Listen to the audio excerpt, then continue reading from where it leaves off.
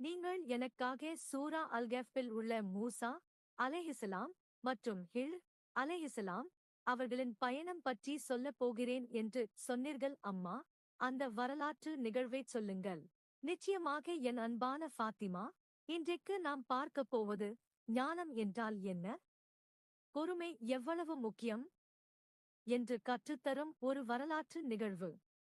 இது நம்முடைய பல நபிமார்களில் ஒருவரான மூசா அலைஹிஸ்ஸலாம் அவர்கள் மற்றும் அல்லாஹ்வால் சிறப்பு ஞானம் அளிக்கப்பட்ட ஹிர் அலைஹிஸ்ஸலாம் அவர்களின் வரலாற்று நிகழ்வு. இது அல்காஃப் அத்தியாயம் வசனங்கள் 60 முதல் 82 வரை.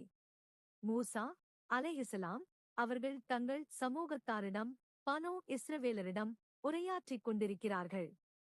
மூசா அலைஹிஸ்ஸலாம் அவர்கள் கம்பீரமாகவும் நம்பிக்கையுடனும் நிற்கிறார்கள். மக்கள் அவரைச் சுற்றி அமர்ந்து ஆர்வமாக கேட்கிறார்கள். சகோதரர்களே, அல்லாஹ் உங்களுக்கு வழங்கியிருக்கும் அத்தாட்சிகளையும் வழிகாட்டுதலையும் பற்றிச் சிந்தியுங்கள். அவனே உங்கள் இரட்சகன்.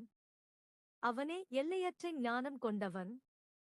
உரையின் நடுவில் ஒருவர் எழுந்து ஒரு முக்கியமான கேள்வியை கேட்கிறார். அல்லாஹ்வின் தூதரே, இந்த உலகில் அல்லாஹ்வைப் பற்றி உங்களைப் போல அறிந்தவர் வேறு யாராவது உண்டா? அதற்கு மூசா அலைஹிஸ்ஸலாம் அவர்கள் சிறிது யோசனைக்குப் பிறகு உள்ளுணர்வால் இல்லை என்று பதிலளித்துவிட்டார்கள். மூசா அலைஹிஸ்ஸலாம் அவர்கள் தங்கள் இருப்பிடத்திற்கு திரும்புகிறார்கள். அல்லாஹ்விடமிருந்து அவர்களுக்கு ஒரு தெளிவான வஹி, இறை அறிவிப்பு வருகிறது. அல்லாஹ் மூசா அலைஹிஸ்ஸலாம் அவர்களுக்கு மூசா அலைஹிஸ்ஸலாம் அவர்களை விடவும் அதிகம் அறிந்த ஒருவர் இருக்கிறார் என்று அறிவித்தான். உடனே மூசா அலைஹிஸ்ஸலாம் அவர்கள் அல்லாஹ்விடம் பிரார்த்தித்து அந்த ஞானமுள்ள மனிதரை தேடிச் செல்ல அனுமதி கேட்டார்கள். மூசா அலைஹிஸ்ஸலாம் அவர்கள் கீழ் அலைஹிஸ்ஸலாம் அவர்களைச் சந்திக்கும் இடத்தைக் குறித்து அல்லாஹ் வழிகாட்டினான். உப்பு போட்ட மீனை ஒரு கூடையில் எடுத்துச் செல்லும்படியும், எந்த இடத்தில் அந்த மீன் உயிர் பெற்று கடலுக்குள் நீந்திச் செல்கிறதோ அதுவே கீழ் அலைஹிஸ்ஸலாம் இருக்கும் இடம் என்றும் வஹி மூலம் அறிவிக்கப்பட்டது.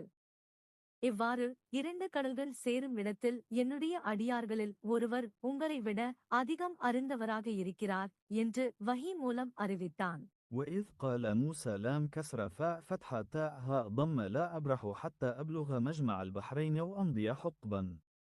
மூசா தம் இளைஞரிடம் சீடரிடம், நான் 2 கடல்கள் சங்கமிக்கும் இடத்தை அடையும் வரை நிறுத்துவதில்லை, அல்லது நீண்ட காலம் நடந்தாலும் சரி என்று கூறியதை நபியே நீர் நினைவுபடுத்துவீராக. திருக்குரான் அத்தியாயம் அல்கஃப் 18 வசனம் 60.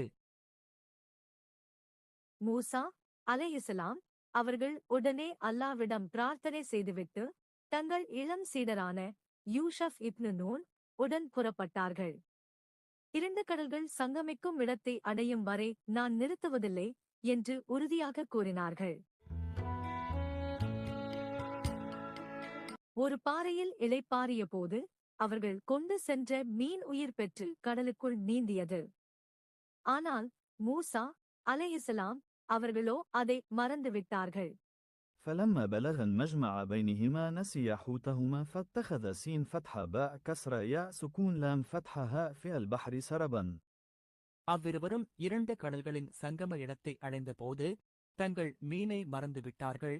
அந்த மீன் கடலில் தனக்குரிய பாதையை அமைத்துக் கொண்டு நழுவிச் சென்று விட்டது. திருக்குரான் அத்தியாயம் அல்கஃப் 18 வசனம் 61.